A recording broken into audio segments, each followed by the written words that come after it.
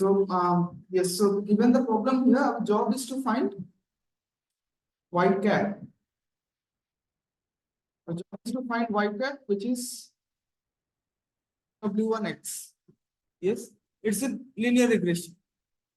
And you know what is W0. What is W1? As we have seen in our last class,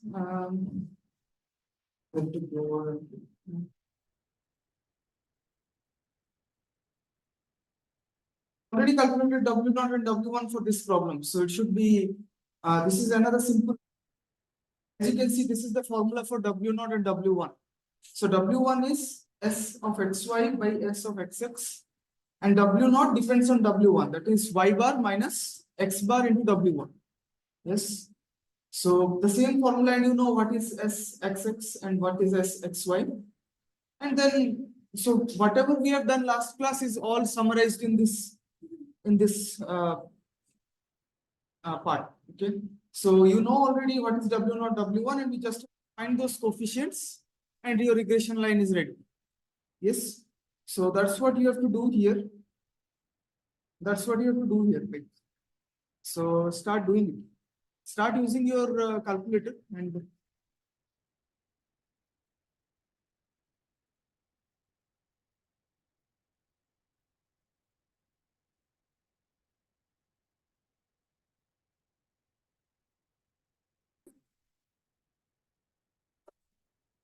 function is denoted by y cap. Yes. So the estimation function y cap is a summation of or a linear combination of some functions that we have seen so far. How? Abstract. But remember that I just wrote y0 equals to w0 plus w1x. So you can write this form in this way, right? Summation of alpha I fix. Yes, alpha 1 will be 0. Alpha 1 should be 1. F1 should be w0. Or maybe alpha 1 is w0 and f1. Alpha 2 equals to w1. F2 equals to x. Everyone getting what I am trying to say here? So generalizing, you can write the estimation function here. This is known as the estimation function. You can write the estimation function as the sum of the basis functions. So these are known as the basis functions. Okay.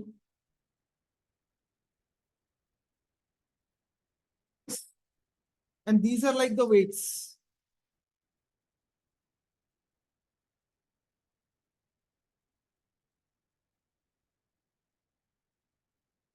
Right. So this is the basic terminology we are trying to see here. Now I will ask you another thing. Suppose y cap is like the function g, like the predicted value. It is like w0 plus w1x plus w2x square. Okay. How many of you think it is a nonlinear regression?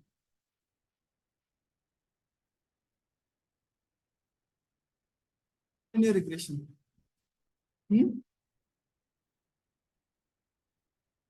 Huh?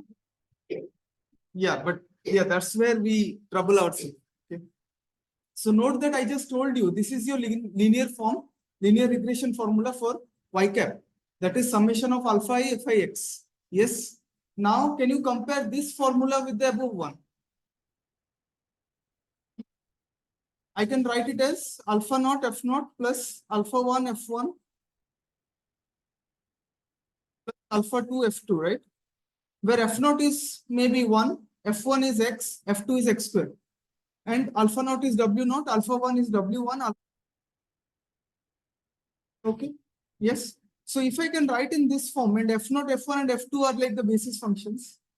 So it's a linear regression problem. Non-linear. Even though the functions associated are non-linear, still it is a linear regression problem. Because you are writing as a linear combination of the basis function. You are writing as a combination of the basis functions. Therefore, it is a linear regression problem. It is not a non-linear regression problem. Okay. Your linear regression or non-linear regression doesn't depend on fix. It depends on your weights. that is W0, W1, and W2. So this looks like a nonlinear regression, but it is a linear regression. The regression, as long as the normal equations involving W0, W1, and W2 are linear, even though we are fitting y and x through a nonlinear relationship, it is still a linear regression problem. Okay, regression is totally different concept. Yes, till the end of this class, we will be discussing about linear regression. Got an idea? Like if someone asks you like, nonlinear regression, then you should say no. It is a linear regression because I can write it as a summation of as a linear combination of alpha I fi x. Yes, if you cannot write your regression formula as the summation of alpha I fi x, then it is not a linear regression. It is not a linear regression. It can be nonlinear. Yes. You cannot write your regression formula as y cap equals to summation alpha I fi x. Regression. It is one of the most basic and strong concepts. Okay, so so you can see I have just wrote the least square estimation, like estimation function y cap as a linear combination of the basis functions, that is fi x. Yes. So you can also call alpha I as weights, or these are also known as parameters, right? So each of the basis functions fi x must be linearly independent. Okay. So now so far we have calculations, like given a data set, find the mean. Given a data set, find like the what you call SXY, SXX, and all those, and find the coefficients of the linear regression, and find the straight line or the best fit, which minimizes error. Also, I want to remind you that this function, that is W0 plus W1x, last class. Yes. So we derived the minimization condition. Okay, and then we set the derivative to be 0. So these W0 and W1 coefficients are not anything like that. These are such that the error will be minimized with the data set, with the given data set. Yes. So yeah. Now we are trying to look into a linear algebra approach, which is very important. Which we can see it is implemented in Python as well. Okay. So here you will encounter like pseudo inverse, okay, and pseudo inverse like Python has also incorporated as a language, like as if what you call that as a function, inbuilt function. So you don't have to do anything, just call that function and it will compute the pseudo inverse for you. Okay. Before encountering that, we have to start learning how it comes in linear regression. Please go. Suppose I will say you have, here you can see our data is only depending on x. In this problem, our data was only depending on x. Yes, only one variable. Right? Y is depending on x. But there might be situation where y is depending on x1, y is also depending on x2, y is also depending on x3. 3 different variables. Yes, like maybe can anyone give an example? Like suppose my energy while communicating to you today is dependent on the breakfast I have, variable 1. Okay? How much hot it is outside. Okay, if it is hot outside, I feel more weak because I lose more salt. Okay, so it depends on 2 variables. One is the food, breakfast, and second is the yes. So I will take the data. Every Tuesday. How energetic I am, depending on the temperature. So I will record the temperature. I will record the amount of food I have taken, the calories, and also my energy in speaking. Okay. All the data will be recorded throughout the semester, and then we will do a linear regression. How my energy is dependent on the temperature and the breakfast. Okay. So that is a more realistic problem. Because I think till now you have encountered least square regression. So it is worth to see the least square regression one variable. Yes. So the if more than one variable is there, if your estimation function depends on more than one variable, okay, then you can't do any more the data concepts which you are doing right. You have to move to matrix. Okay, you have to move to matrix because matrix is the only way where you can organize the set of data. So where lot of things are coming into picture, lot of variables are coming into picture, there the idea of matrices comes. Okay, so therefore here we will be dealing with estimation function depending on independent variables. Yes, more than one independent variables, that is exercise, and we will try to get a linear algebra approach. Then we will define the same. We will calculate the coefficient, that is W0 and W1, based on matrices. Okay, and then we will solve a problem in Python. Okay, so just try to understand this concept. It's very easy till you make your common sense, like till you apply your common sense. Okay, swayed away from the notations and heavy calculations. Apply your basic common sense. Okay, so let's begin. Suppose y cap, as I told you, depends on a lot of different x's. Okay. So I'm enumerating the data at each point xi. Okay. So y cap, suppose at x1. So as you can see, I will apply this concept again. Summation of alpha I fix. Okay. So as you can see, this is alpha 1 f1x plus alpha 2, sorry, f1 of x1. Now we can't rely on only x. We have to write x1, x2, so on till how many data points you have. Okay. So alpha 2, f2 of x1. Since we are evaluating at x1, all will be evaluated at x1. Okay. Of x1, so on till there will be. So suppose I have n number of functions. That is fn x1. All right. Yes. Now what I will do, I will evaluate y cap at say x2 because I already evaluated at x1. Yes. So alpha 1 f1 at x2. Am I correct? Then what will f2 at, yes, so on till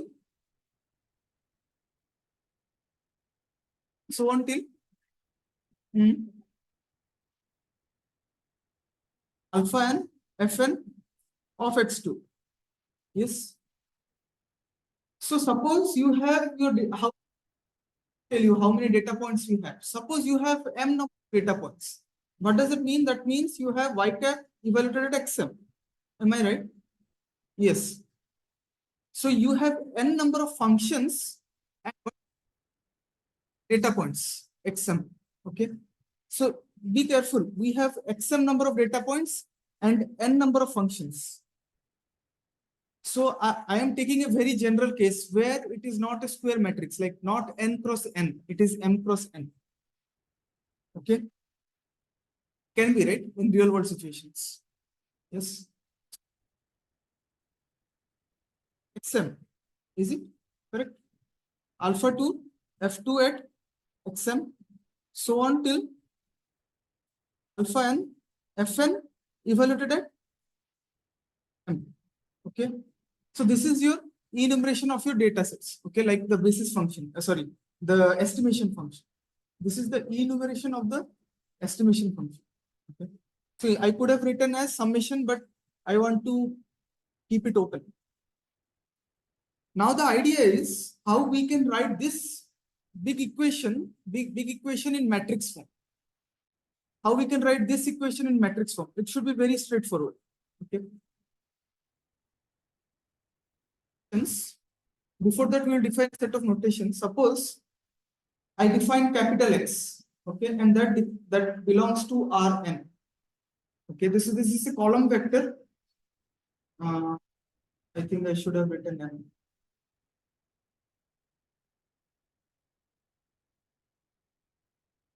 X belongs to Rm because we have m number of data points, right? So these are Xi's.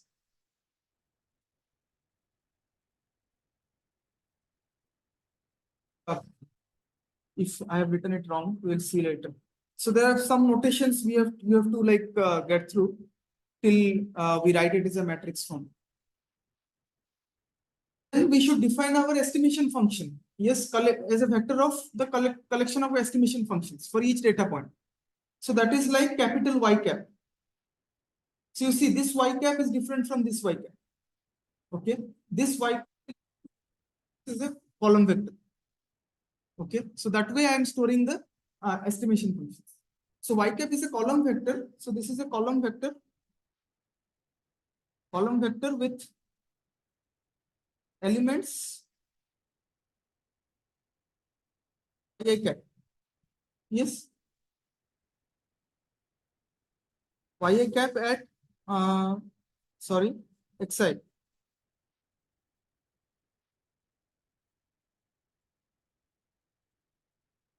Then what we should define?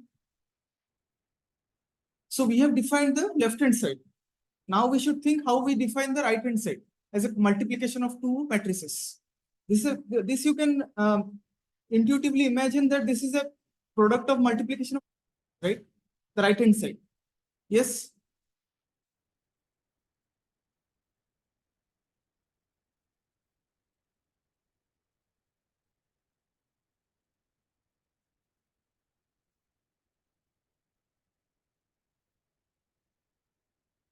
So yeah.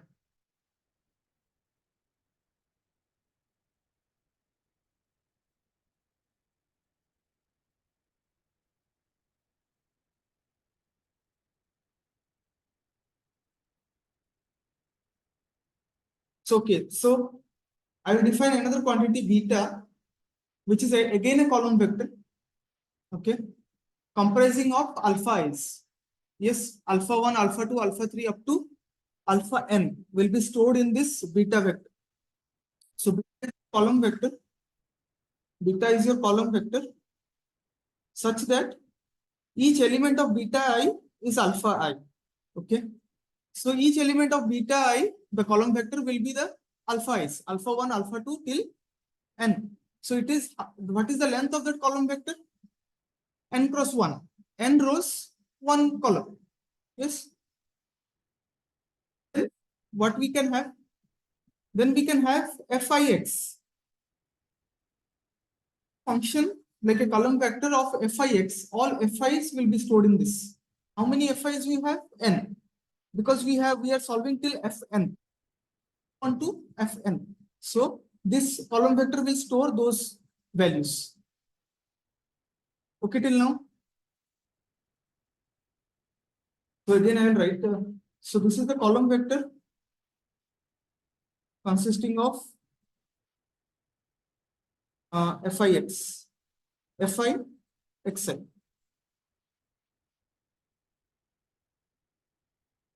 Not Fixi, rather maybe we can write general Fix. That means we are saying that all these elements can be stored. Now the most important is the A. This is the most important thing, the matrix A. What will be the size of the matrix? It will be m cross n. Okay, why? Because you have m number of rows, n number of columns on the right hand side. Visualize carefully. You have m number of rows, you have m number of rows, and you have n number of columns.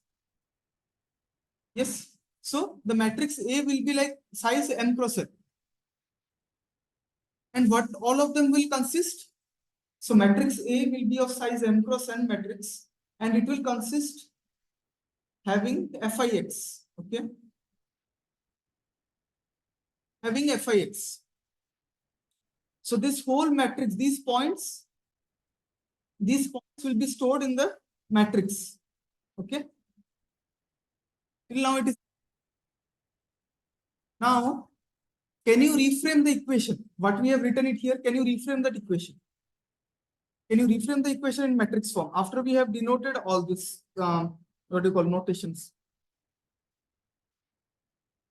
Think think carefully.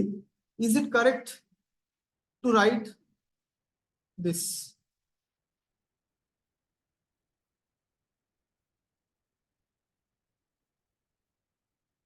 Caps, right? That's correct. A is the summation of all these functions. A, okay, all these functions. Yes. Then you're multiplying by beta. What is beta? That is alpha is simple.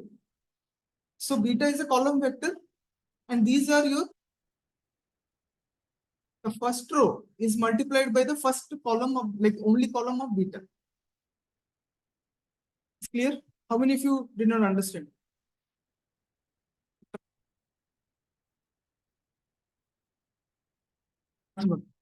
Once more. Okay, so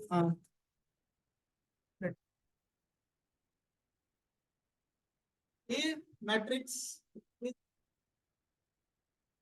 one. Then what is F1? Sorry, F2 X1. Fn of X1, right? And then you can follow it. How many times?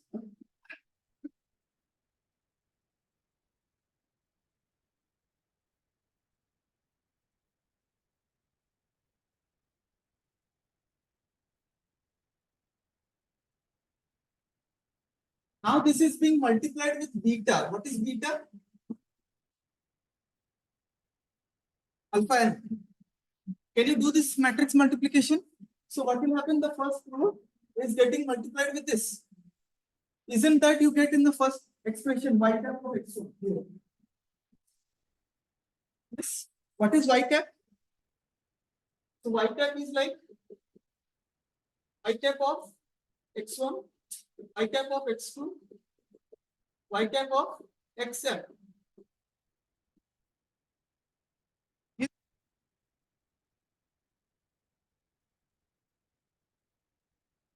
Matrix.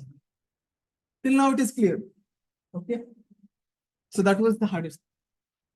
Okay. So yeah. So now it won't be that much hard because now it will be more geometric or so okay, now we have y cap equals to a beta, right? What we can do with this? So see that y cap is our predicted value. Y cap is our predicted value, right? But we have y data also. We have y data also that is given, and we are predicting by regression least square, right? So we have to minimize our error, the residual, between the predicted and the actual. That's what we do in regression, right? That's how we do that. Last class we defined E, the function E depending on W0 and W1. Then we differentiated with respect to W0 equal to 0, W1 with respect to 0. We had one condition, and I forgot one condition to write. I will say it later. Okay, but after we did, so our aim is to minimize the error of prediction versus the actual. That's the same thing we will do here, but here it will be more geometric approach. Okay, so before that, yes. So let us see. So this is like your X, this is like your Y. Okay, suppose this is your given data set. Y already given in your data. Now, what you have Y cap. Yes, that Y cap is here.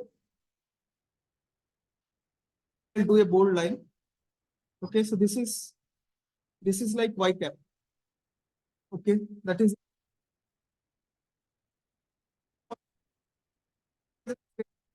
terms of vectors. Okay, because it is form of y equals to ax, so it will definitely pass through origin. Okay, so yeah. So now can you tell me what is the error?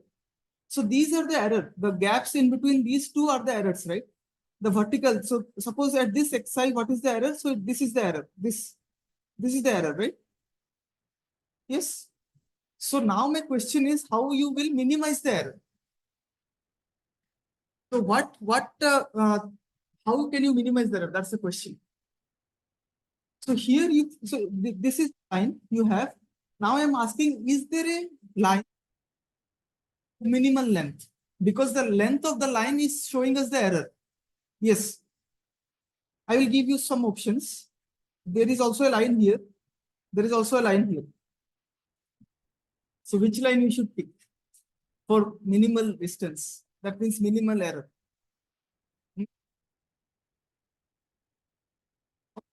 Saying left, right.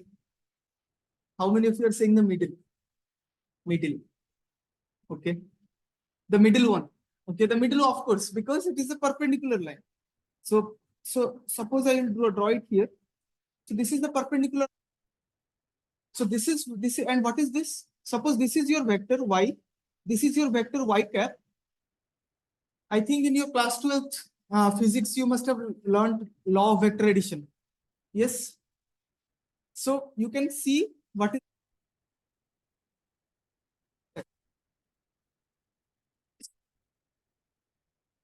this vector. You can see that it is y minus y cap.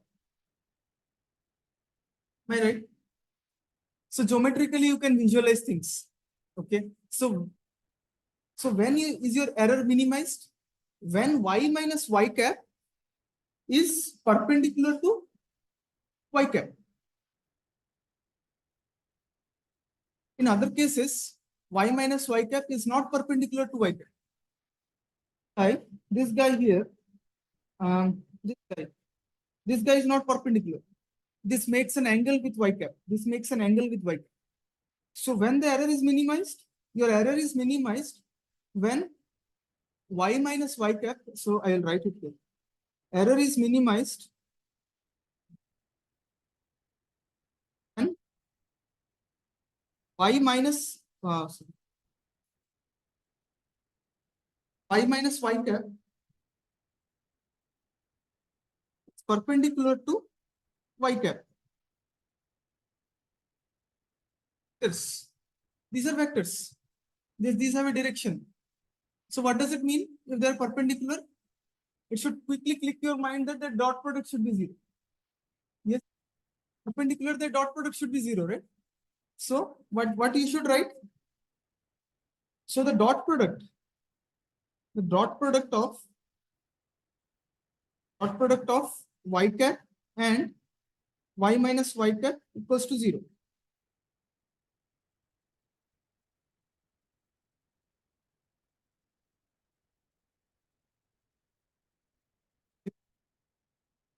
Here there is a slight twist, because if you write two vectors w1 and w2, suppose the a and b are two vectors, and you want to compute the dot product. What is the definition of dot product? A dot b. That is like mod of a magnitude of b cos theta. That is the angle between vectors a and b. What you will do here, if y cap and y minus y cap are matrices or column vectors, right? Different approach. You can't proceed with this dot. It's the same definition, but it will be differing in your matrix concept. Okay, imagine, like, think of this. Suppose before proceeding with this, suppose you have two vectors v and w in Rn. What is Rn? Yeah, all are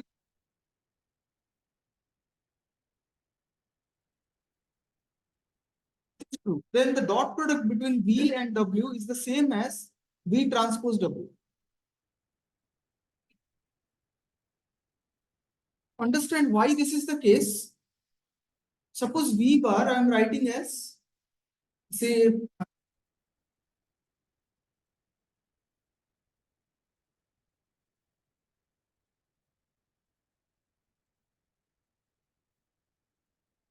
suppose I will write v as, suppose say the column vector, say v1 till vn, okay, and w is your, again, w1 till w1, right? Those are two Rn vectors. So what should do now? If that is a dot product, you should multiply v1 with w1 plus v2 with w2, so on till vn with w1. So when you take the dot product between these two, you should get the answer like this. Is that right? You should get the answer like this, right? But that's how you will do it. Now check this thing. Now can we solve for V transpose W? What is V transpose? It will be the whole column will shift like a row. So what it is? Like V1 till Vn. What is W? W is unchanged. W1, W2. What is this quantity? So if you want to multiply this matrix, then you have to take this row multiplied by this row. What quantity it is? V1 W1 plus V2 W2, so on till W1. So now you can see result V transpose W as the same dot product. So therefore we can write this. The dot product between two Rn vectors, column vectors, is the same as one vector transpose multiplied with the second vector. Here. So the same idea we will apply to our regression case. How we can apply to our regression case? Now we know y cap is a vector, column vector. Y minus y cap is also a column vector of the same length. Now the idea is we want to take the dot product equal to 0 so that the error is minimized, right? So we can write now as y. Can you tell me y cap transpose times y minus y cap equals to 0?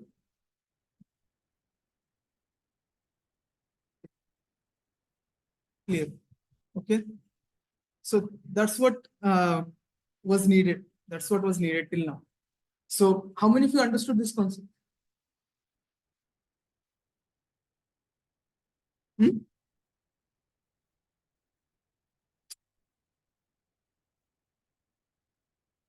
Uh,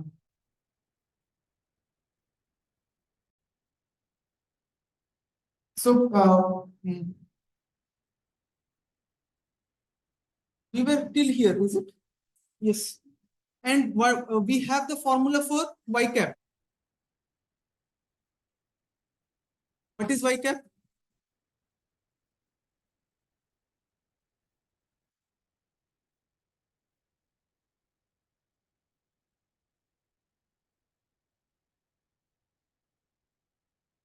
Isn't like you should be at least 1 second before me, or 1 second, like 2 seconds ahead of me.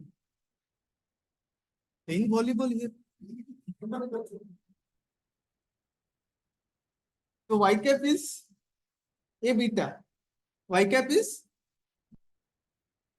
so what is y cap? What is y cap transpose?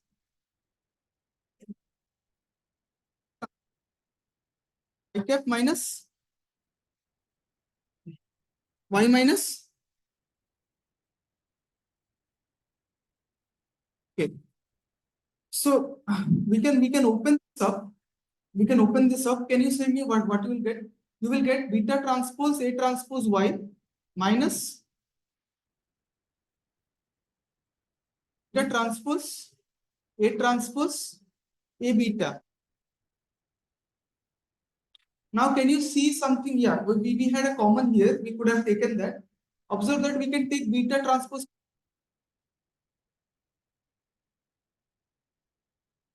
A beta.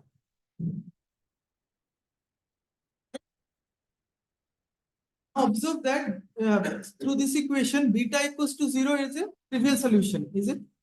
So beta equals to 0 is a trivial solution. So it is not necessary. Beta equals to 0 means alpha i's are equal to 0. If alpha I equal to 0 means your estimation function equal to 0. You're multiplying with respect to alpha I, right?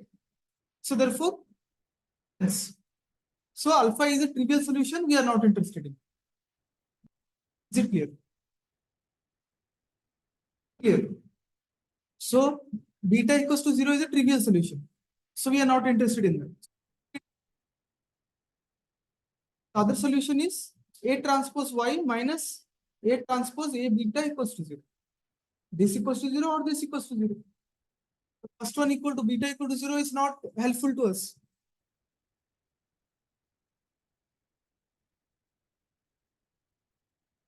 So we will use this equation, the star equation, to find a more interesting solution. That's the idea. So observe that what is our aim here? What is our aim here?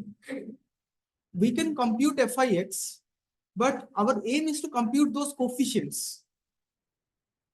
When I first gave you the problem in the class today in the morning, I asked you to compute W0 and W1. If you W0 and W1, those are the coefficients. Same here, you have the coefficients, alpha i's, right? Alpha i's. And where it is stored? Beta. Beta is the column which stores alpha i's, right? So what is your approach? What you should find? You should find beta. Your aim should be, right? That's the unknown. So from this equation, from the star equation, can we find beta? Can you give me the answer to beta? So what we can do, observe that from this equation, we can write beta equals to A transpose A inverse A transpose Y.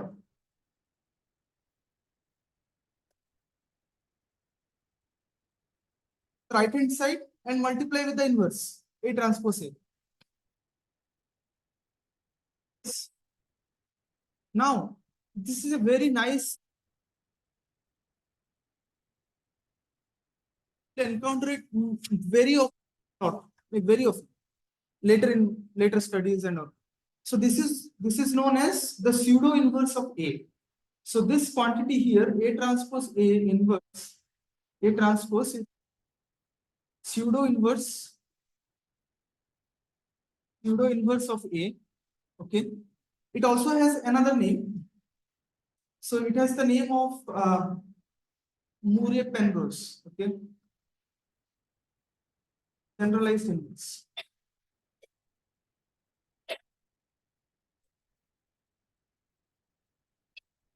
Okay.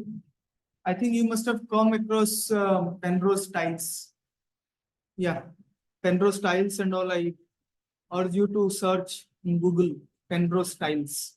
So you can see like how he drew many optical illusion things. Okay, like tiles and all. So as you can see, this quantity A transpose A whole inverse A transpose is a of A, and it exists if A has linear. So this quantity exists. This exists if A has linearly independent columns. This is just for your knowledge. We won't go deep into this. Okay, just for your knowledge. So same formula like what we have derived here can be derived using multivariable calculus. Why we are using multivariable calculus? Because y is depending on m number of variables, that is alpha, that is x1 till xm. Yes, so therefore it is a multivariable topic. Previously it was only linear, y was only depending on x.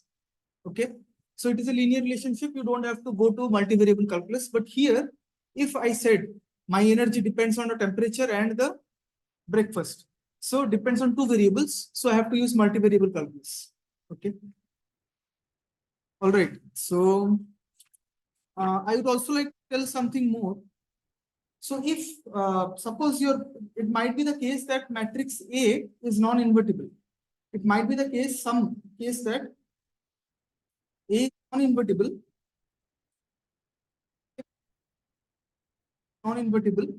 In that case, there is another method.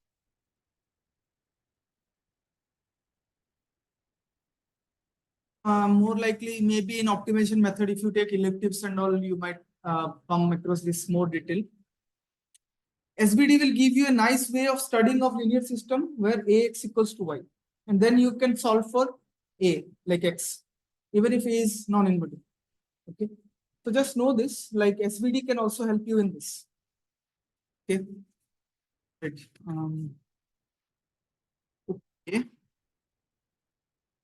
So now you understood how to do it, right?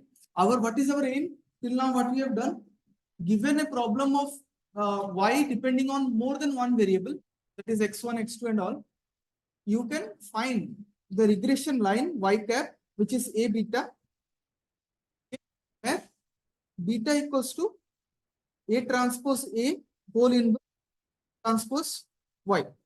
Yes. So this is the whole idea.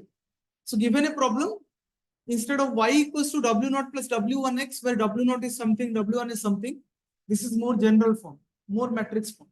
Okay, Y cap equals to A beta, where beta equals to the Murray-Penrose's generalized inverse multiplied by Y. Yes, the same thing. I will give you an example here. So we will solve it. Then we will solve this using Python. Okay, but I strongly recommend that even though we solve it using Python, you should solve it using AND. A very probable problem. Okay. So this is the problem here. Like observe the data below. There are two features and a target variable. Okay. So as you can see, these could be like the hours spent on histogram. Okay. And also per day, and also hours on live book. Okay. And the level of brain rot you experience after spending time on this. Okay. So this is a good example, like how the brain rot you experience depends on the. So suppose today brain rot you experience. So how much time you have spent on live book and how much time you have spent on Instagram. Okay. So this is the data we have collected from several students. Okay. So if you spend 2 hours on Instagram and 4 hour on live book, then you experience a brain rot of 29. That's the degree of brain rot. Okay. So these are the data given to you. Now you can see the brain rot you experience depends on the histogram hours, one variable, and also on the live book hours, second variable. Yes. So it is a multivariable linear regression, right? So you have to use linear algebra concept. Yes. So now we want to find a, but remind me, it is still a linear relationship. It is still a linear relationship. Okay. So we want to find a linear such that the error is minimized. Okay. So use the same idea. Y cap equals to A beta. Okay. Where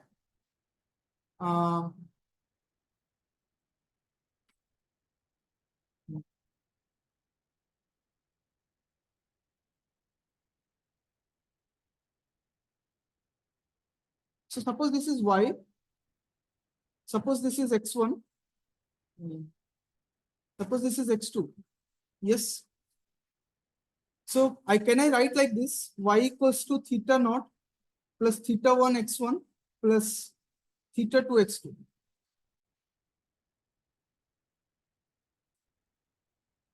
It's clear, right? So your aim is to find what is theta naught, theta 1 and theta 2. Right. So can we write this in terms of Y equals to A beta? So what should be your Y? Should be your A. Okay.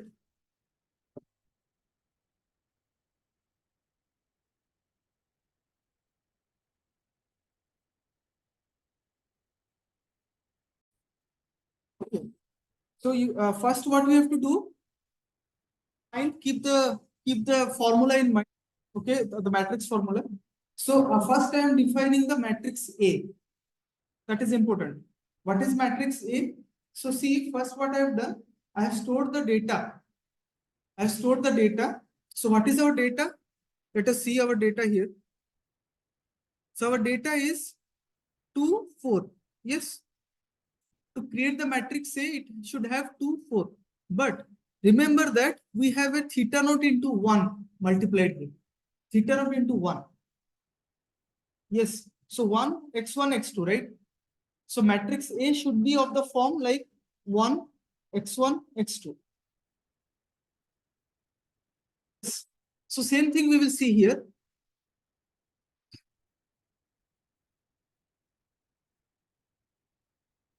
all the data you have been given.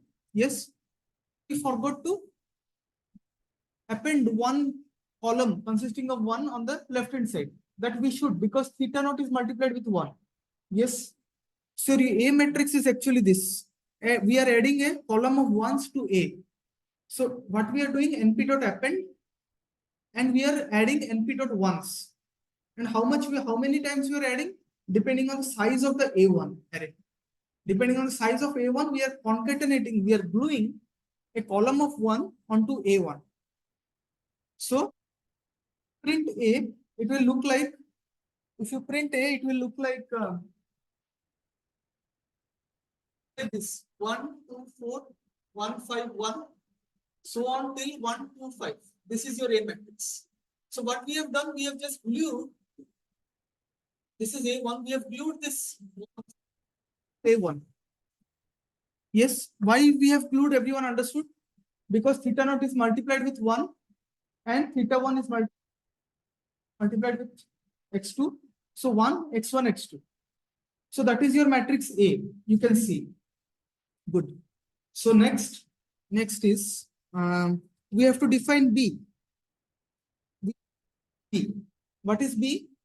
B is already, you can see 29, 15, all the data sets I have done. Now, given the matrix A, given the column vector B, can we find the pseudo inverse? So this is what I have done here. So this is how you can find the pseudo inverse. But believe me, it will be way lot easier as we move ahead. You could just need to use one single function and pinv pseudo inverse in Python, and it will give you. But before that, let us know how to do it manually. A transpose A inverse. Okay, so you can see transpose A. For that whole, I am taking linear algebra LIN dot IN, and I am taking the inverse of A transpose A. Clear, right? And I am multiplying with A transpose. Yes. So this is the pseudo inverse of A. So you can see the matrix here on down like.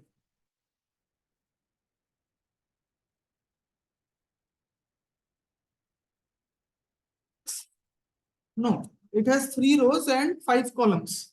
So it is not a square matrix. But still keep in mind that even though we don't have a square matrix, we are still able to do the calculations. Normally in your matrix algebra, linear algebra concepts, you would have seen, take a square matrix. That's the first assumption. Take a square matrix. Let A be a square matrix. So here, even though A is not a square matrix, we are able to do a lot of calculation and we are able to predict. That's how powerful it is. Okay. So is it okay? We found the pseudo inverse. I will give you a scheme of this. Yes.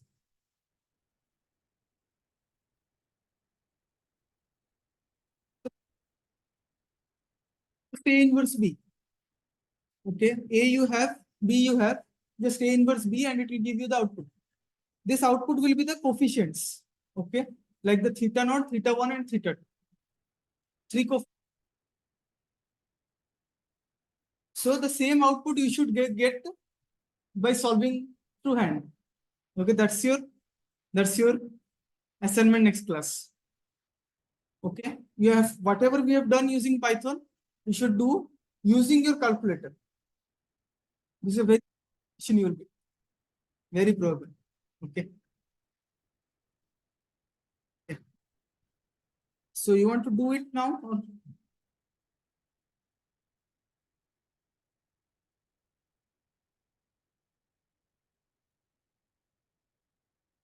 or finished?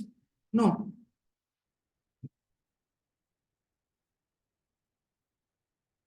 So yeah. So again, we are considering here an artificial data set.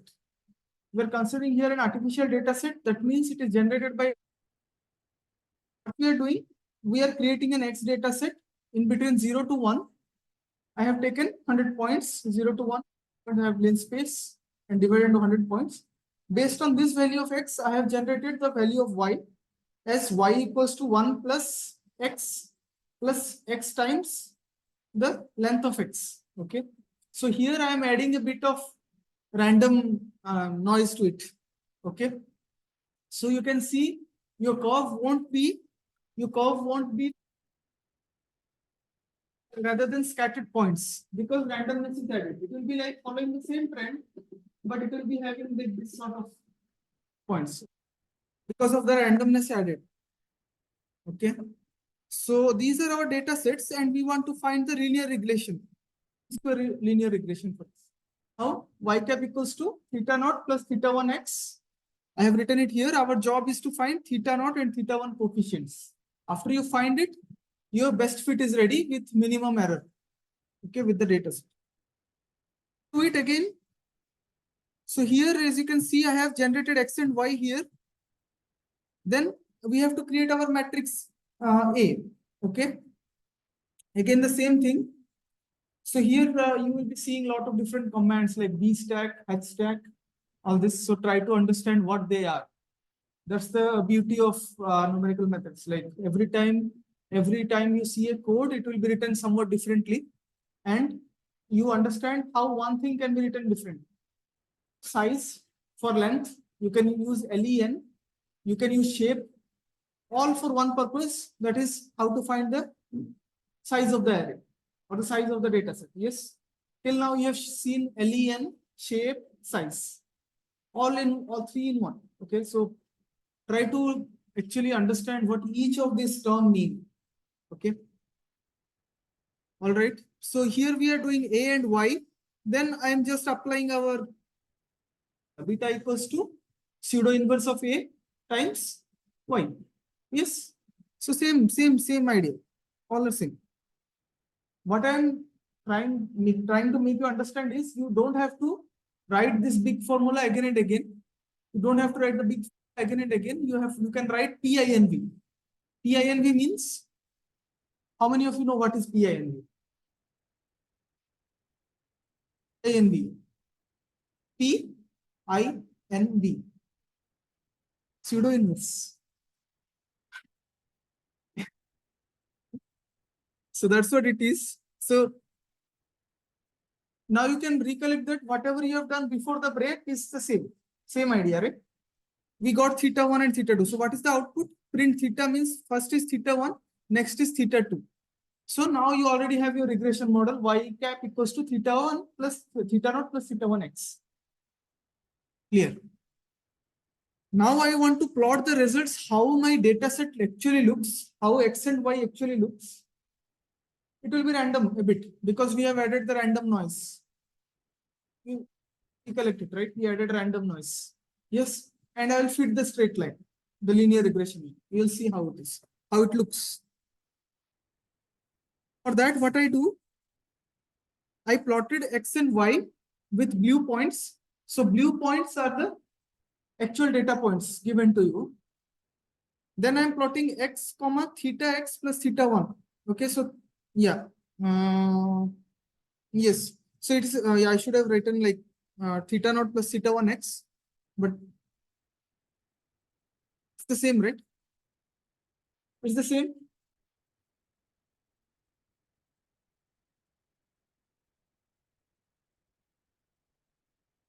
Um,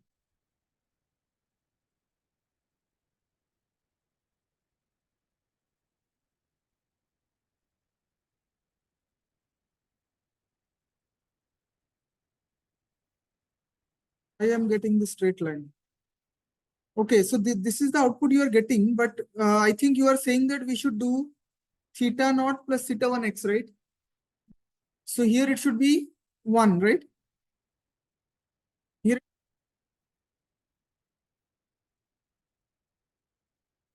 I have to rerun all the previous iterations.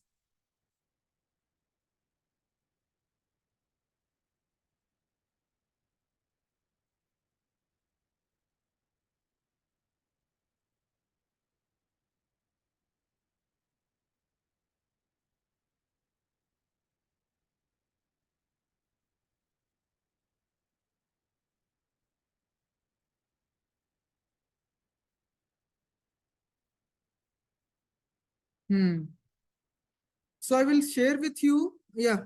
So this is the output we are expecting, but check it again. Maybe I have messed with some coefficients. Okay. Maybe I did correct here. So I'll share the collab with you. I'll share the collab with you. So try to check it. Don't have to type now. I'll share with you. Is the almost the same problem as before? Okay. Almost the same problem as before.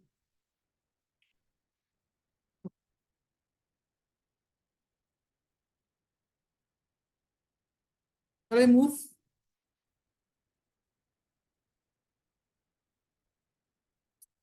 This is where I want you to pay attention without using that A transpose A, then computing inverse. So it's a big line.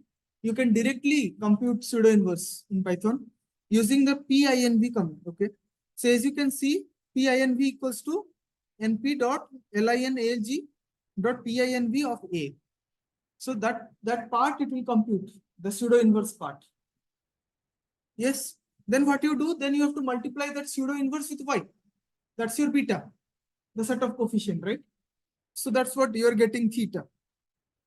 And I'm printing theta here, the same result I'm getting. The same result. You see, the same, exactly same output. All right. Got the idea?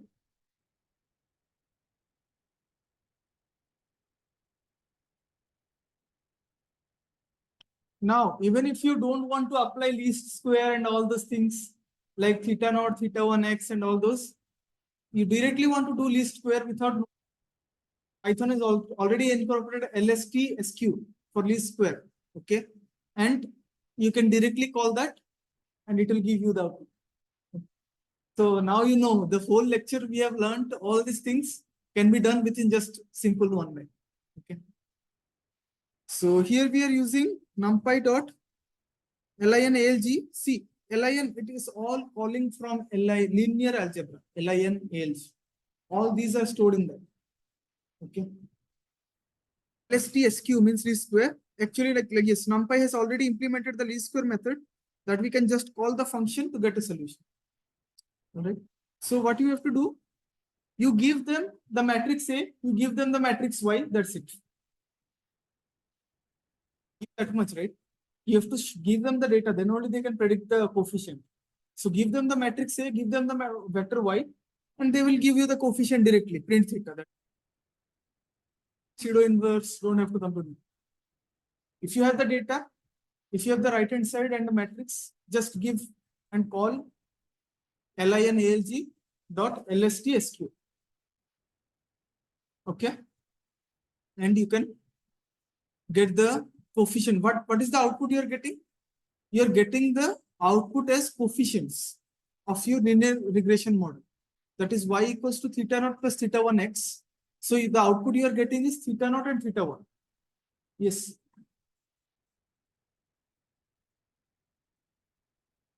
So there is another thing like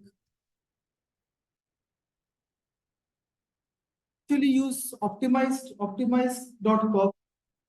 So this is a SciPy function and is very powerful as well. That it can fit not only linear functions but any okay, such as nonlinear function. So here you don't need to convert y into a column vector. Remember you had converted y as a column vector previously, storing y caps. Yes. So now you don't have to do that. Just use this curve fit command from optimize. So we will learn this in optimization. It's coming ahead. Okay, you will see how different algorithms. So you can see optimization is actually connected with root finding. Okay, optimization is connected with these three things. So it is coming. Okay. So in optimization class, we will see a application of regression again. We'll come back to this topic again in optimization. A gradient descent method is also useful for regression. Okay, so these are powerful topics that are very interlinked with one another. Pay careful attention to these topics: optimization, regression. So I have done the same. I generate my data X. as a linspace in between 0 and 1. Then I am give. So it's the same problem we are attacking. 1 plus x into the random data. Okay. So here you are seeing the random data here. Okay. Model, right? Y equals to some ax plus b. Yes. What is our job? Our job is to find the values of a and b. Then you can test fit, right? Our job is to find a and b, not any a and b, a and b such that the error is minimized or the residual is minimized. Yes. That's where this optimized.curve fit comes. You can understand why they are trying to optimize. They are trying to optimize so that your error will be less with the residual. Okay, with the fit line and the data set given to you, the residual will be less. So what we are doing here, optimized.curve fit, func we are giving x data equals to x, y data equals to y. That's it. You are giving the x and y data and you are saying that we want to fit according to this linear form. So how, so you can understand, like I could have seen, this is a linear model for now, but instead of y equals to 1 plus x plus here, you can give x cube. X cube. Okay. You can give x cube or x square or something else. Okay. So this is the powerful method that it can work on any form, like nonlinear function as well. You can. So here you can define y equals to say x square e to the power 5 sin x, very complicated nonlinear function. Okay. Generate the data, random data based on that. Optimize, you can always apply it. Okay, perfect. Same. It only takes the input x and y and it asks how I should fit the line. I should fit the line as ax plus b. Okay. That's the func we are giving here. And then print theta. So you can see same output again. Right? Got the idea, right? So we saw just generalized pseudo inverse, Murray-Penrose generalized pseudo inverse. 2, we saw optimized.curve fit. 3, we saw P inverse. Okay. And what else we saw? LSTSQ. LSTSQ. All are coming from Lin ALG library. Yes. So 4 different things we saw for regression till now. Okay. It's okay for everyone. How many of you understand?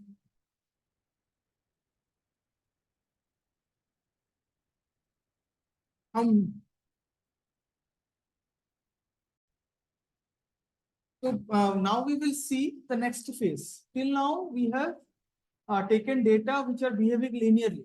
Now we will take data set which are behaving non-linear.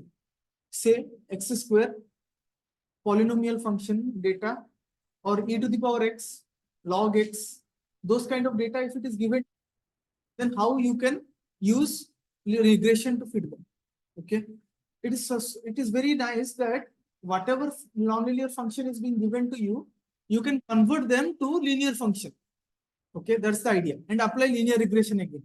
So in order to fit nonlinear function also, you can use linear regression. So that's the advantage. To Python implementation, we'll first see a bit of a notebook problem. Then we'll come here. So yeah. So least square regression requires that the estimation function should be basis function. Understood? By that, what I mean? I just said a sentence. By that, what I mean? I mean that y cap is written as summation of, say, I equals to 1 to n alpha I times some fix.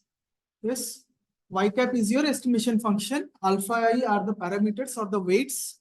Fix are the basis functions. So these are the terminology you might face in your machine learning course. So there are some functions that cannot be put in this. There are some functions that you cannot put in this form. So we need a different approach. So least square method is still appropriate. Okay. So there are several ways to deal with nonlinear functions. So you can we will deal with nonlinear function here now. We will deal with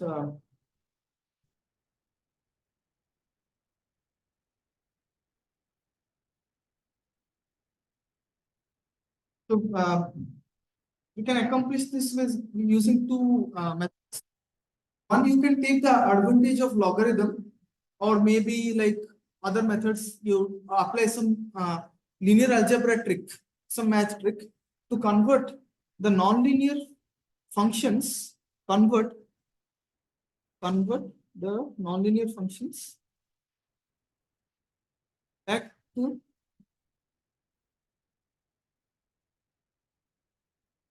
linear function.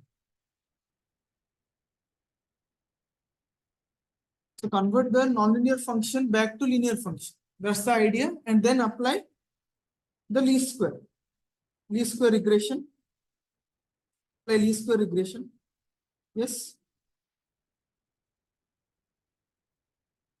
Way is to apply the optimize.curvefit command, which we just looked at using, because it can accommodate linear as well as non-linear function. Okay, that's what we saw the advantage, right? It was written. Okay. So now we will look into some of the tricks which you can convert the first case, this case. Okay, so the log tricks, there is a log trick, and this you can apply for exponential functions. Okay, apply for maybe exponential functions. You can understand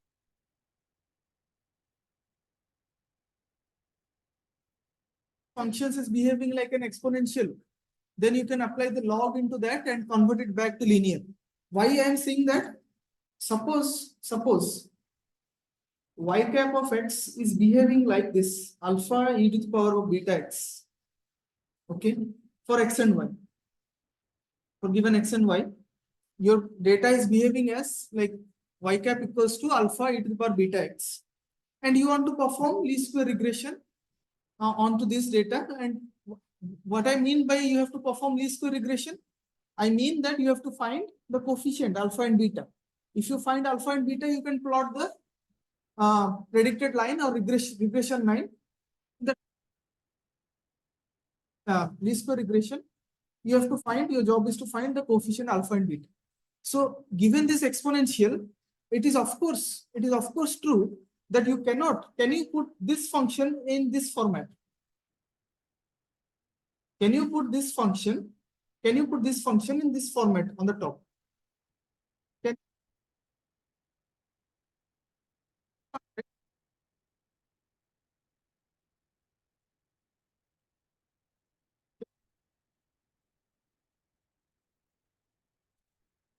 Can you put?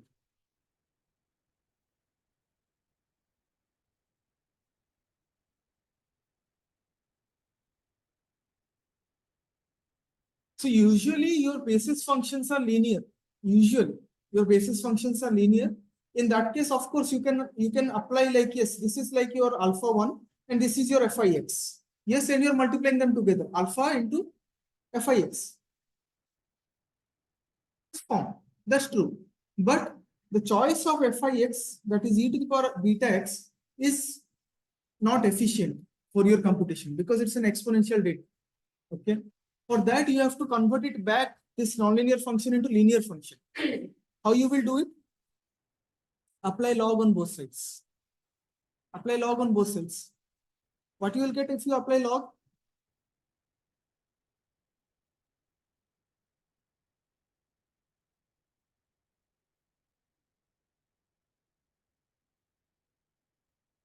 Correct?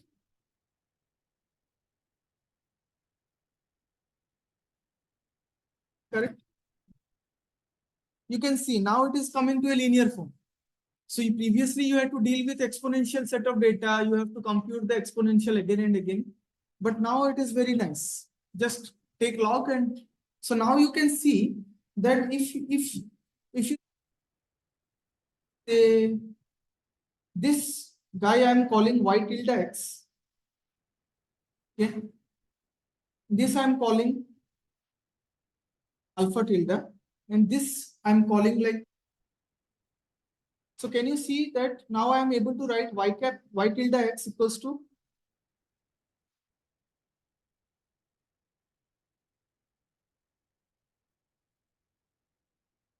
y tilde x equals to alpha tilde plus beta x.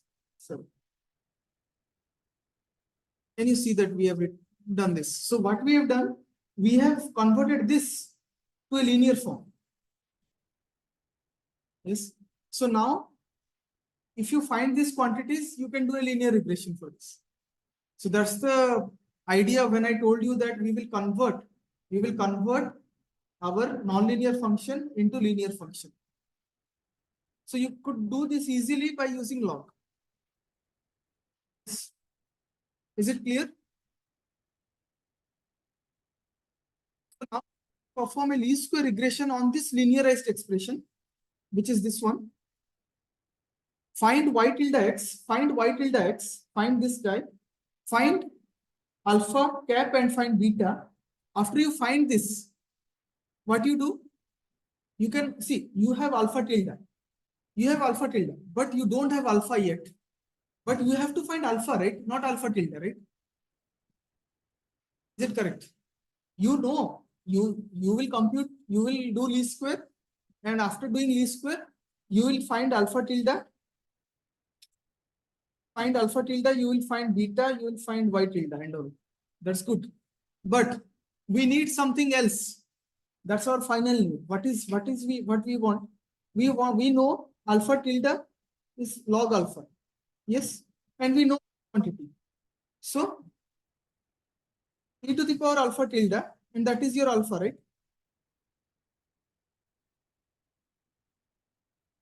We are moving back and forth. Okay.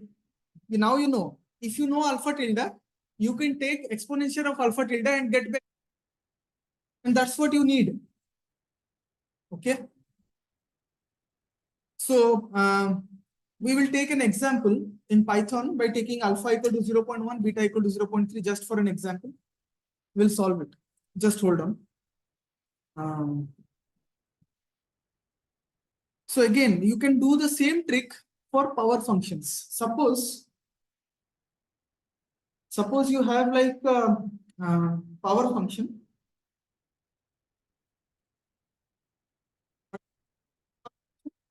Y cap x is some like b x to the power m. It's not exponential, rather it's a power function, right? So can you approach it in the same way like we did before? Log on both sides. Okay, take log on both sides. So what you will do? So log y cap x equals to log b plus m log x. Now can you see that we are writing it as a linear form? Again, you can do like, yes, this is my y tilde fx. This is my what notation I have used here? Alpha tilde. So maybe this is like alpha tilde, and this is my beta x tilde. X tilde is log x. Any issues?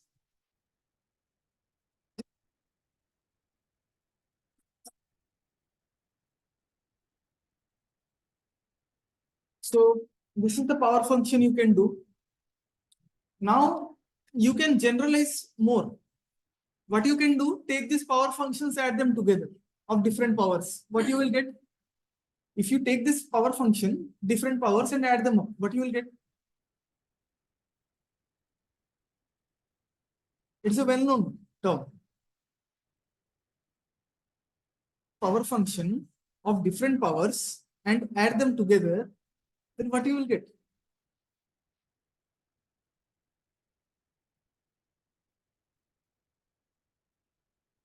I want to hear from you. Take the power function of different powers and add them up. What? I'm hearing the right words. Yes. So in polynomial.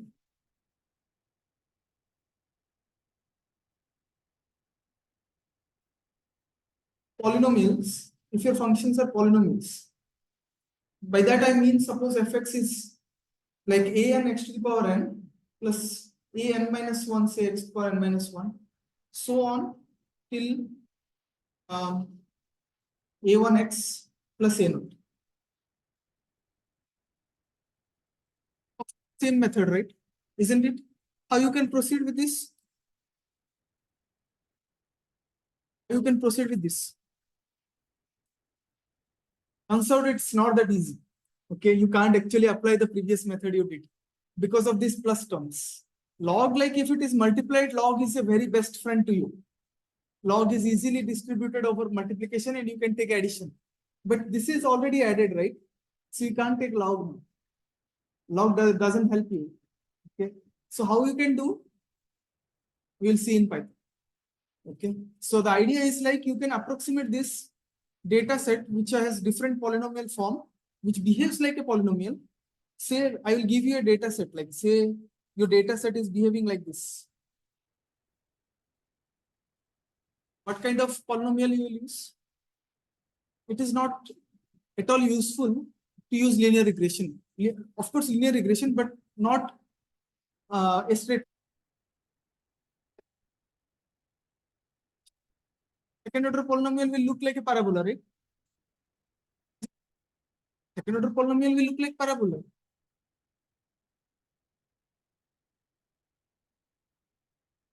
Okay, so you can use different order of polynomial to fit a data which is being distributed like a polynomial.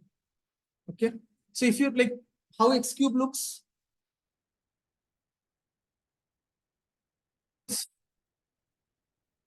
yeah. So we'll see in Python how to do this. Like how I will take different order of polynomials like x square, x cube, x fourth, and all, and we'll fit the data. Same, see which is better, which order polynomial is better. Okay. It's always not true that the higher order polynomial will fit best to your data or a lower order polynomial will fit best to your data. There is a margin and depends. Okay. So now I think next part we will mostly look into like Colab now. Okay. So now I will show you whatever we looked into all this using Python, and then we will look into an artificial neural network for regression that is known as MLP, multi-layer perceptron. Okay, for the regression. Okay.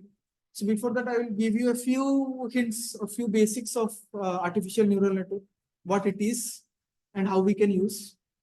And we will.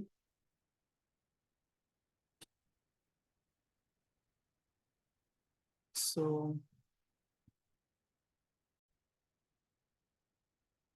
okay. So we'll use the log trick here. So yeah. Okay. So here we are seeing the how to use the log trick using Python. Okay. Let's import all the things if you are in Colab. Optimize also. Okay. So this is our data set. You can see X is spread in between 0 to 10. 100 data sets I am taking, 100 points I am taking in between 0 to 10. Y equals to A e to the power beta x, alpha e to the power beta x. You can see the form. That I have added some random noise. It's just usual practice. Okay. Take the function and add some noise to it so that it won't behave like a exponential, rather it will behave like exponential, but the spread of points will be like following the exponential trend. Okay. So yes. Okay.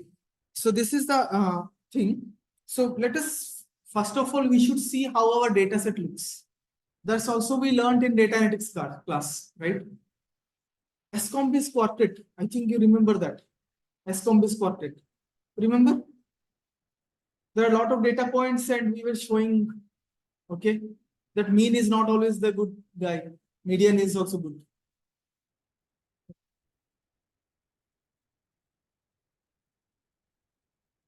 Remember me? How our data set looks. So our data set looks something like this. So you can see, it follows the exponential trend, but it is not lying on a curve because we have added random noise. Otherwise, it should be a very smooth curve. Okay, exponential alpha e to the power beta x. It should be a nice curve. Because we have added random noise to it, it is behaving like this. The exponential trend. Now, our job is to fit using least square regression to this sort of data. Previous sort of data, how you have looked into? Till now, even in data analytics class, you have learned data sets looks like this. It's always a linear trend. But the question is, your data can not follow also, right? Your data set can follow this trend also. Data being given to you, how you will use least square regression. That's the idea, and that's what we did using pen. Now you'll use Python. Okay. So this is how our data set looks like. Convinced? Okay. Now you have to find the regression line. So this is what we are doing here. Again, I am calculating this. Yeah. So we have taken, go back to your notes if you have written it down. Check your notes again for the exponential sort of data. So what we did, we took log on both sides, right? So by that, what we get y tilde x is log y hat x. So that's what we are doing it here. So log y. Okay, you got the idea. Then what we are doing, alpha equals to exponential log alpha. So this is like, check your notes, then only you can see what I'm doing it here, else you might get lost. Note that we have taken log alpha, right? Log y hat equals to log alpha plus beta x. Right? So log alpha is there, log y is there.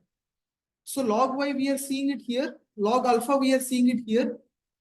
I told you, our job is not to find log alpha. Our job is to find alpha. So what you have to do? Take exponential. So that's what we did here, np.exp, to recover alpha back.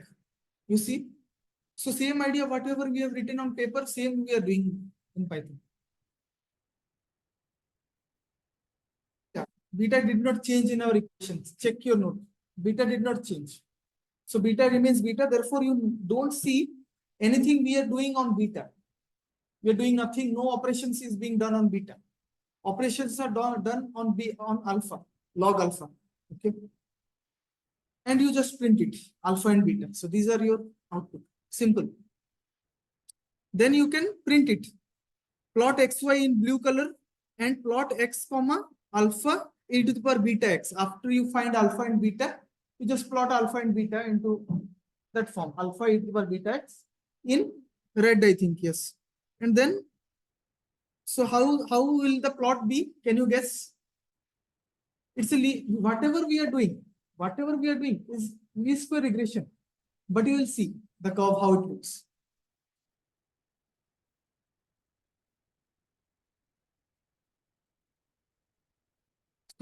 Found the coefficient alpha and beta using least square linear regression and our exponential data set y equals to alpha e to the power beta x.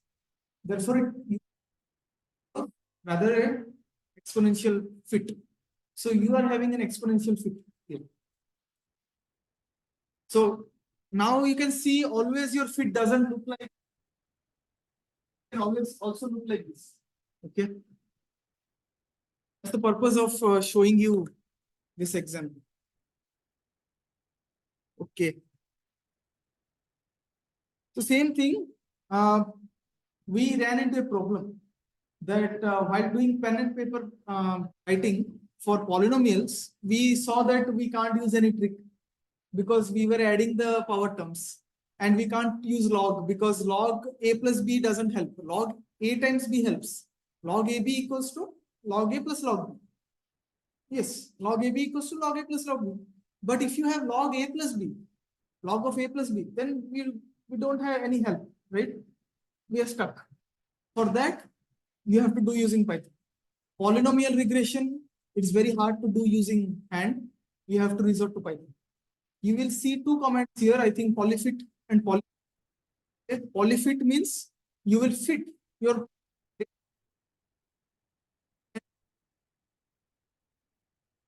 Hear my words carefully, okay? Polyfit will take input as the order of the polynomial you want to fit. If you give 2 in polyfit, what it will be? Second order polynomial you will fit. If you give 3, you will fit third order polynomial, cubic polynomial. If you quadratic polynomial, 5 cubic polynomial, so okay. Polyval means after you have that polynomial at a particular value, you will evaluate that polynomial. That is like polyval.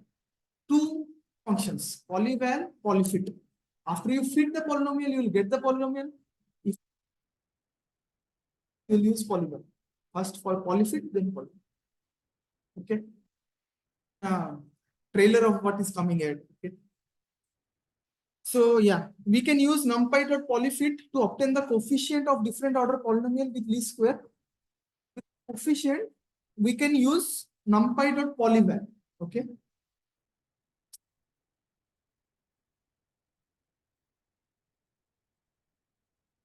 So these are your data sets. Take, mark these things. These are your data. 1, 2, 3, 4, 5, 6, 7, 8. And why is this data set? Okay, for now we don't know how it looks. Okay, from this data set. So what we are doing here, see, this is this will give you a very stack of plots, subplots.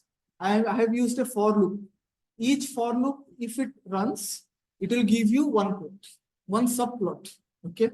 For I in range of 1 to 7, what does it mean? I will tell you. We are fitting our data through, we are doing a polynomial fitting of orders from 1 to 7. 1, I equals to 1, first order polynomial, straight line. I equals to 2, what is that? Parabolic. I equals to 3, cubic. I equals to 4, we'll see. I equals to 5, 6, 7. All this will be stored in subplots. Okay. So therefore, we have used a for loop here. Every time you'll generate a loop. And each loop, ith loop is ith order polynomial. The I value is the order of the polynomial. Okay. Clear till now? Then what we are doing? We are estimating, estimate.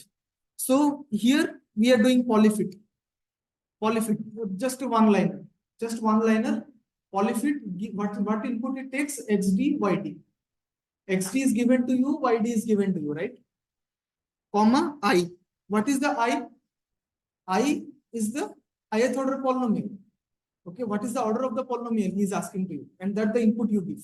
What is I here for first iteration?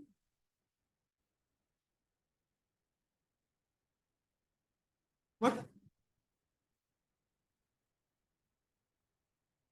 What is I?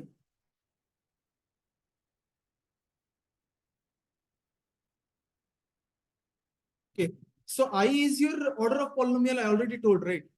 So how many different orders you are taking? You are taking 1, 2, 3, 4, 5, 6. Yes.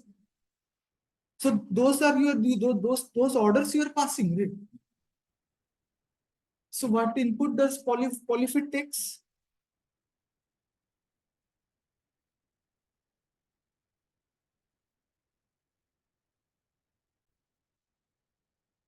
So you can see y estimate is np.polyfit xd, yd, and I. Okay.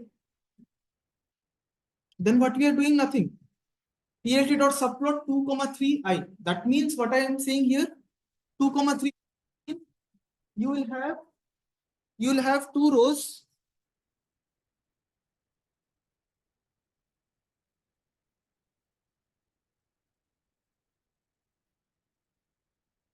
Subplot 2, 3 means this.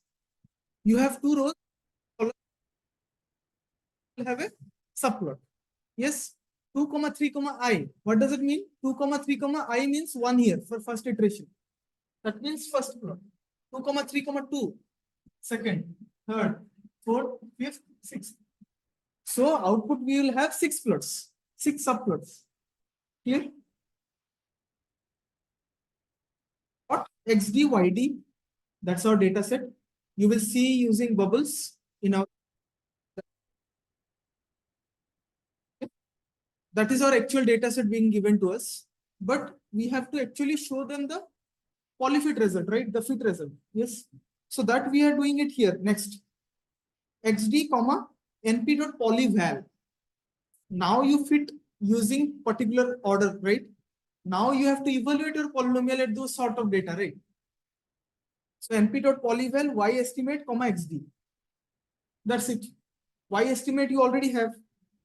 NP dot polyfit. Polyfit, you understood, right? NP dot polyfit will give you a polynomial order I, degree I. Yes. But we don't have the value at that XD point. Okay. That is being done by polyval function. Yes. So NP dot polyval y estimate, XD. That means you are saying that please solve y estimate function derived from polyfit at these XD points. Polyfit means it's a polynomial fitting. Okay. It is not evaluating. For evaluating, you have to define another function that is polyval. Yeah. And see, I have given the title of the plot also polynomial order I. So I is your order of polynomial you're fitting. So now, are you ready? Like for I equals to 1, it will give you, it will run through all this store one plot 2, 3, 1. For I equals to 2, 2, 3, 2, this plot. Yes. How many times it will go? 6 times. Your for loop will go and it will generate the output. So how it will look? Can you say how the output will look? It will look like this. Okay. First row, 3 plots, next row. So yes. So again, you see this output. So this is the polynomial of order 1. You can see. So this is the polynomial of order 1. Polynomial of order 2 for I equals to 2. Third order polynomial. The magenta points are the data sets you have. This thing you are showing in orange color is actually the polyfit result. Polyfit result of ith order polynomial, where I equals to here 1. You see a straight line. It is now a bit bent like a parabolic. The polynomial of order 2. Polynomial of order 3. I think this one fits a bit better, right? Third one fits a bit better. Then we will see next ones. Order 4, even good. Order 5 also similar behavior. Order 6 is bit better because you can see the gap between this line and this line is bit less. Yes. In other order polynomials. Okay. So yeah, so this is the yes. So same thing you can do for like optimized.curve fit function using this function, right? It can deal with nonlinear functions, any kind of mathematical function. So you have to call it, and you have to call it from optimize library, optimize.curve fit. It will take what input, the way the function, the type of function you want to fit, func, comma, the data set, x and y. Yes. So the same thing without using polyfit, I think without using polyfit, how you can do? This is the second approach.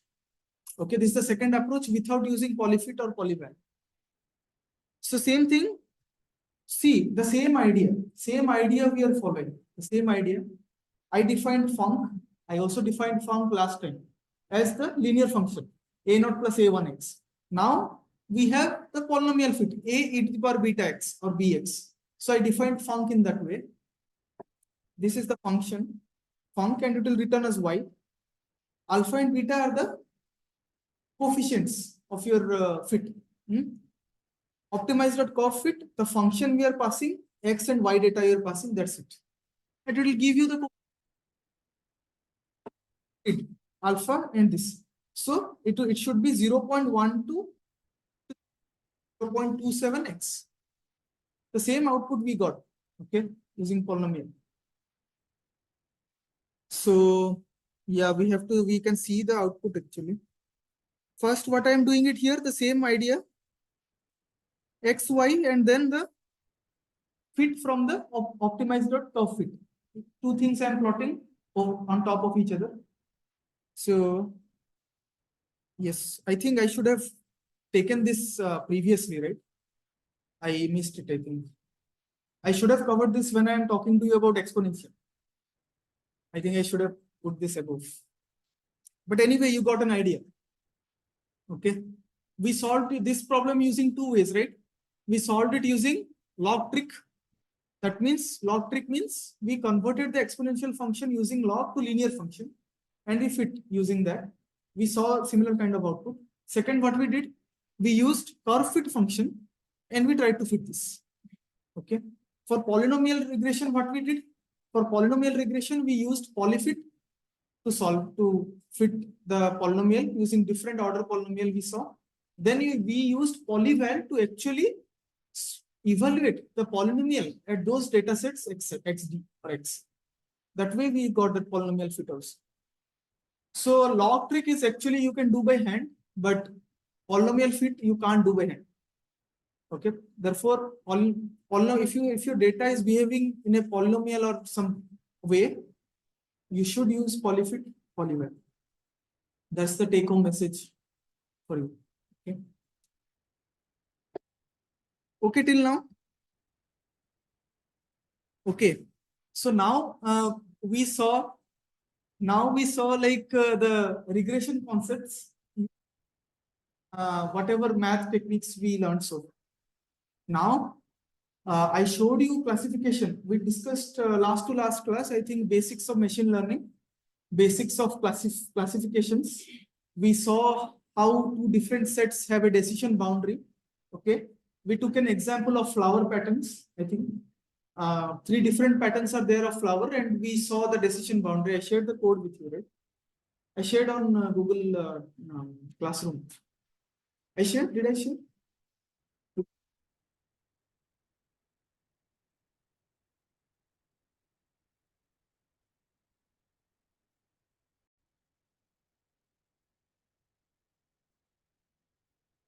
So regression, what we have learned is the set of algorithms and supervised learning, of course, where previously we saw that the output is actually categorical data.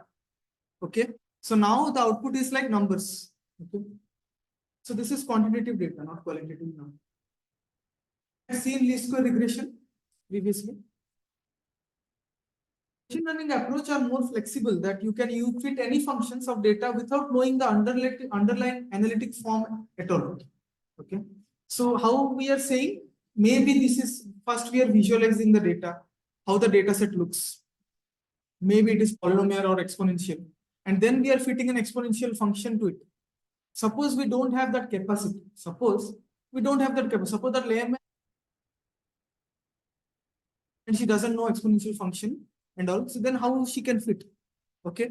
So for them, machine learning is without knowing how the data is there, like how the data behaves or how the data set looks like, you can fit using machine learning approach.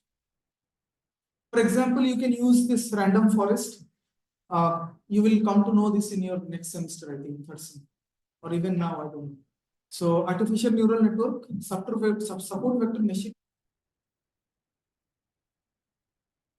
So in this few slides, we will introduce ANN, artificial neural network approach, which is very flexible actually, which can do the classification and regression quite efficiently.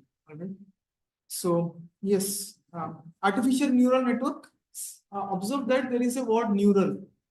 That means it has been derived from the word neuron. Okay, neuron is in your brain, and neuron is responsible for transmitting information throughout your body. If someone pinches you, then you know someone has. Neuron transmits their information to another neuron, and how they are coupled through synapses. Okay, so there are a lot of different chemical couplings, electrical couplings through which neurons communicate with one another, and the electric spark is there, and there are voltage in neurons. There are voltages in neurons. Okay, voltages change through different information, through different emotions you face. The more different, the neurons experience different voltages and different sort of information your brain perceives, and you have your output. Okay. So therefore, the artificial neural network is developed to try to mimic how our brain works. And neuron and some process controls whether the neuron will fire a signal to its neighbor.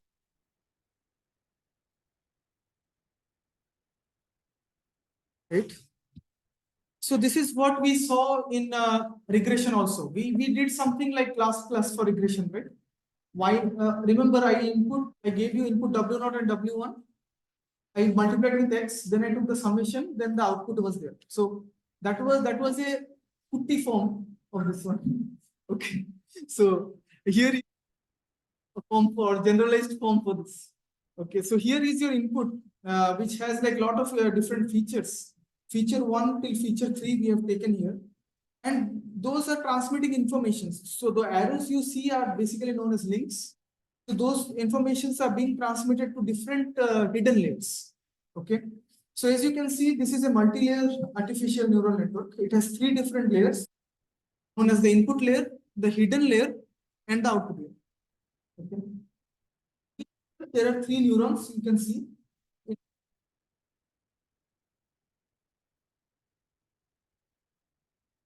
This is for me to read, but you should.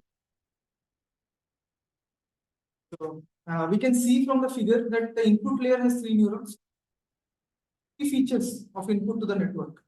You can definitely have more features than more features. So the more number of neurons in your, which you can see hidden 1, hidden 2, hidden 3. So you can have many different hidden layers, but we have only one hidden layer. Okay.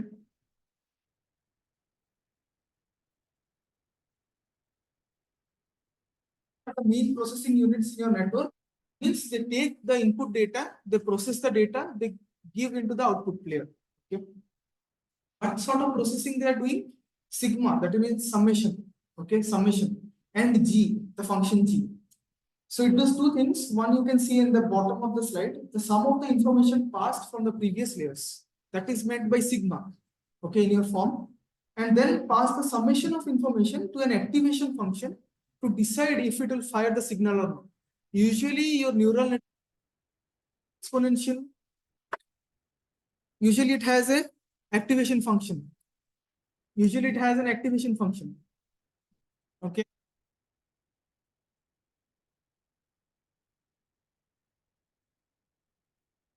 So yeah, we will continue our thing. So as you can see, sigma is your summation, G is your activation function. Want to use tan H function due to its, or sigmoid function, okay, due to its what you call that S-shaped function. Tan H function will look like an S. Sigmoid function will also look like an S. So those are usually normal candidates. Other course, okay.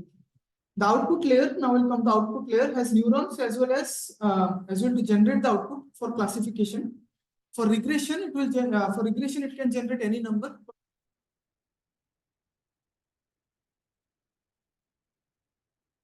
So I told you already, these all arrows are known as links. Okay, which feature links to which hidden layer. Okay, then all of these are linking to the output layer. Okay, right. And each of these link has weight associated to it. That's what we call it tuning the model. Okay, if you add the weight, you will see now a very nice approach. Okay, let me not ruin. So anyway, each of the link has a weight associated, and these are tunable parameters that we can use to tune the model. What do I mean by tuning the model? There are some parameters, not all parameters are efficient. Not all weights for these links are efficient. Some weights are efficient. Your job is to find those weights. How you will find those weights? You will see in the slide. But that's what I mean by tuning your model. Therefore, since those parameters are getting tuned, they are known as tunable parameters. Right? So when we have information passing in from the input layer, it flows through the links to the hidden layer, then processes it. What do I mean by processing? So apply the summation from different input layers, pass the data through the activation function you have G, and then send it off to the output layer. Okay. Yeah, to generate the results. So you can see we are going on the right side direction from the input to the output Y. Okay. So we are going in a forward way, and this is known as forward propagation. Right. Now, in the next slide, we will see something about backward propagation. Okay. All right. So again, the training of ANN algorithm is to find a way to tune these weights. I told you not all weights are efficient. Therefore, you have to tune your weights. Okay. So how to do it? That's what is meant by training your ANN model. That means tune your weights of the algorithm. Okay. So the way we do this in artificial neural network is to have an objective function. Here optimization will come again. That calculates the error between the model estimation and true targets. It's of course model estimation and what is the true target, the error, the difference you take, that's the objective function. And your job is to minimize that objective function. Am I correct? If you minimize the objective function, you are minimizing the error. And minimizing the objective function is known as optimization. Okay. Now you can see how neural networks, from regression, we are coming to neural networks, and how optimization is coming in between. Okay. So you can appreciate better like how regression and optimization are actually interlinked. All right. So this is where indirectly optimization is coming, this line. Okay. So we can first do the forward propagation to get an estimation function like estimation output. So that's it. Calculate the error. If you feel that the error is not like too much, then what you will do? Backward propagate. Okay. So now propagate this error backwards from the output layer to the input layer. Now you were going from here to here. Now you got the output. Now you got the error. Now you make it more efficient by going from this to this towards input, towards left. Okay, that's what known as backward propagation. After you again do input forward propagation, again backward propagation, forward propagation, backward propagation many times, such that so note that every time you do it, your weights are tuned. Every time you do it, the weights you see here on these links are getting tuned, are getting changed. After a lot of trials, again and again, forward, backward, you will get to a efficient. Okay. So after a mix of both forward and backward propagation, you can actually achieve a nice weight, and you can say my model has been trained. My artificial network has been trained. Okay. Now, after training, what you will do? Test. You will test training and testing. Okay. That's where you can say my model is ready for any other data. Okay. So yes, depending on the contribution to the error for each link, we can update the weights on the link to make sure that next time when we forward pass the information, the error will decrease. With that hope, we do the forward propagation again. Now you see the error has decreased. Now it will motivate you to again back propagate, again forward propagate, and again see the error is decreased, again do it. But after a time, you will see that error is not decreasing anymore. It is staying same. Then you know that this is the capacity of my model. This is the error where it is stayed constant. Yeah. So yeah, this is called back propagation, where we can pass the same information forward and backward for multiple times. Okay. This is usually called epoch. In your third sem, I think in deep learning course, you will learn about epoch and all. You will see how your epochs and all how accuracy is varying with epoch. The more epoch you do, the accuracy will increase. The more epoch you do, the loss will decrease. Okay. So for your third semester, let us keep something. Okay. So yeah. So this is continuously decrease the error until it satisfies the goal. This is how we train an ANN algorithm. Okay. Usually we use an optimization algorithm called gradient descent, which we will learn in our next optimization module. Okay. So update the weights, right? We will update the weight. That's the whole purpose of back propagation and forward propagation. Okay, we update the weights till you find the optimum weights. Okay, how the error will decrease? Using the objective function. Okay, that's where the optimization comes in. You can use gradient descent for that. Of course, you can use different method, but gradient descent is the efficient one. Right. So yeah. Let me speak about clustering, because we have learned about classification, we have learned about regression, why we stop with clustering, but I will not tell you the algorithm. Okay. Clustering is again a set of unsupervised algorithm. So when we don't have any labels on data, it is useful in those cases. Okay. But if you have labels, then yeah, of course, classification comes into picture. So, yeah, so these are the first 2 points.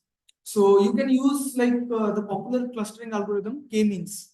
I strongly suggest go home and try to learn about k-means. It's a very nice and interesting algorithm. So based on centroid and all, very basic math, very basic mathematics, using like clustering and finding the centroid, updating that centroid again and again until you classify them. Okay, so cluster them together. K in the k-means is like k clusters you have. Okay, so there will be k clusters, and k-means is an iterative algorithm to update the centroid of the cluster until it reaches the best solutions. Okay, so try to see k-means. K-means has a lot of different applications. Like k-means has a lot of different applications. So you can find in image segmentation, you can find in biomedical applications and a lot of different places. Okay. So this is the theory so far, right? So now we will look into the MLP, which is the so as you can see, now you import NumPy, import pyplot, and scalar.metrics. You import the mean squared error. Okay. Later on, we will import the MLP regressor as well. What I'm doing here, I'm generating like np.random.rand100. Think about what it is. So what you will do here, 0 to 100, from 0 to 100, sorry, 0 to 10, from 0 to 10, you will generate 100 random numbers. From 0 to 10, because rand 100 means it will give you a random number from 0 to 1, and you're multiplying by 10.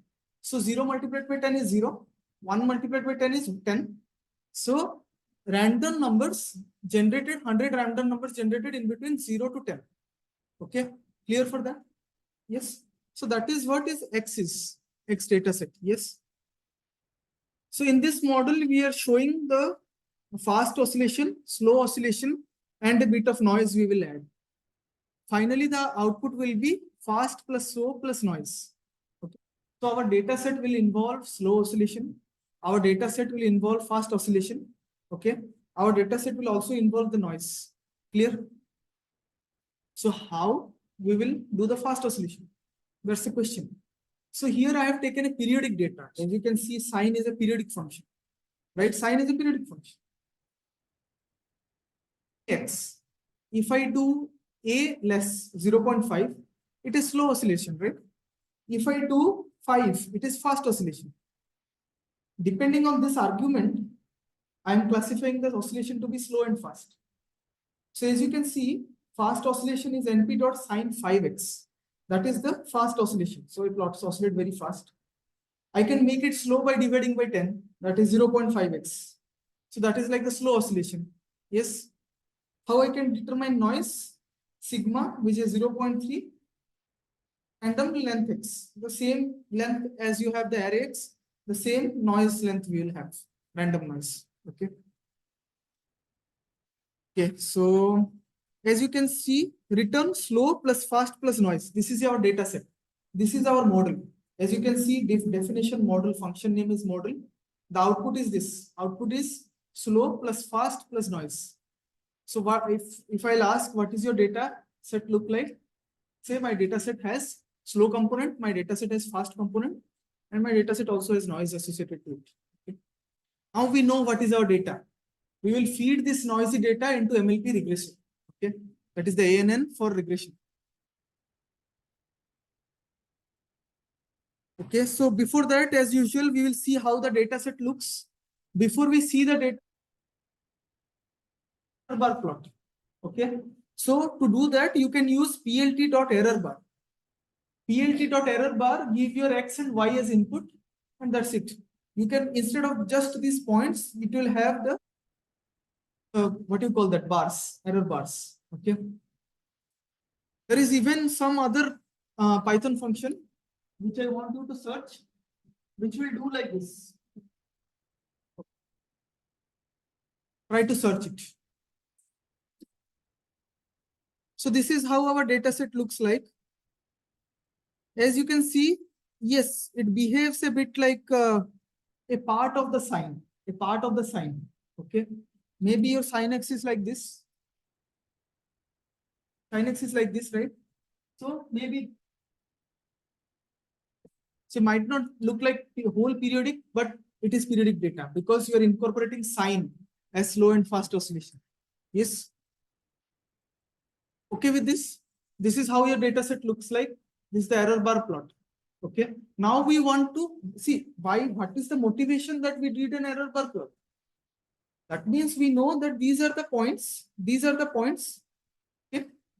The blue points, blue circles. These are your actual set of data points. Is it clear? Now we want to fit using MLP regression. Before that, we will show the errors so that when it will plot, then we see how much error we have. Okay. Anyway, so yes, I told you already this line. From sklearn.neural network, you import MLP regression. Yes, that's the multilayer perceptron regression model. Okay. What it does, this, yeah, this creates, I think this is for the next line. Let me show you the next line and I can show you the explanation.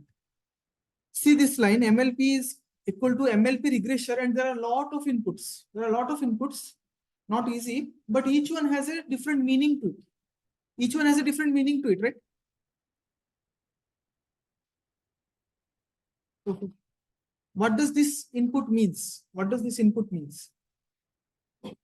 So as you can see, this line especially, which I am showing you right now, this will create an instance of the MLP regression class from scikit-learn. Okay, MLP regression is configured with 3 hidden layers. You can see hidden layer sizes 200, 200, 200. Each hidden layer has 200, and there are 3 hidden layers. It's not mandatory that you have only one hidden layer. You can have more than one. Okay. So you can see we have each hidden layer consisting of 200 neurons. And how many hidden layers we have? How many hidden layers we have? 3. Okay. Other parameters include the maximum number of iterations. You can see maximum number of iterations. And the type of solver we are applying, LBFGS. I think this is one of the project for optimization, quasi-Newton UU or quasi-Newton method. So one of the project for optimization is covering that optimization problem, which is not covered in class.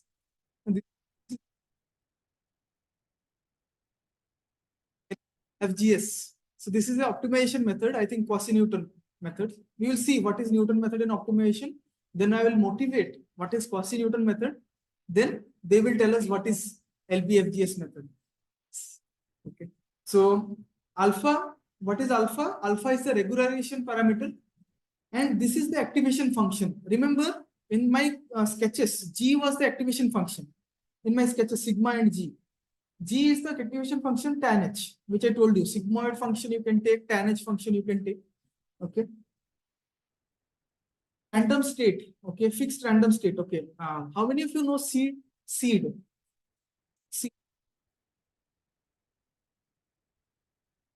So what I mean by seed is suppose, let me do it.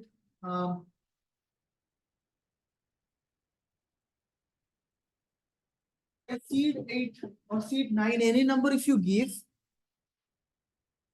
suppose suppose my computer, okay, so and I do this command, okay, random seed 8, okay, what it will happen is I will generate a sequence for me, my computer, there will be a random number sequence, right? Now if I rerun my code, the same random number sequence it will be, the same random number sequence. If I give the seed 8, I am telling the computer that don't change the random number sequence on other function evaluation. Then I give the seed.